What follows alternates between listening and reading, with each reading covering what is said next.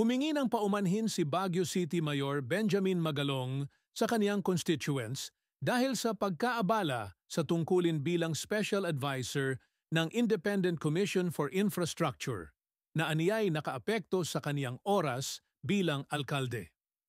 Sa Breeze Awards 2025, binigyang pugay niya ang mga kawani, retirees at pamilya ng yumaong empleyado ng city government, sabay diin na ang public service ay sakripisyo at madalas ay delikado, lalo na sa laban kontra korupsyon.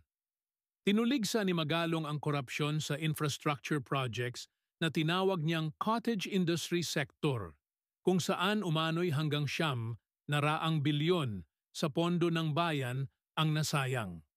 Nagbitiw siya bilang advisor ng ICI noong Setyembre 26 upang alisin ang mga duda sa independence ng komisyon.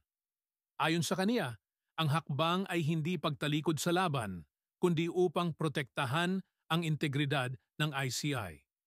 Binigyang diin ni Magalong ang kaniyang patuloy na paninindigan laban sa katiwalian. Every peso stolen from the people is a school unfinished, a hospital without medicine, a bridge collapsed, and the hope of a nation betrayed.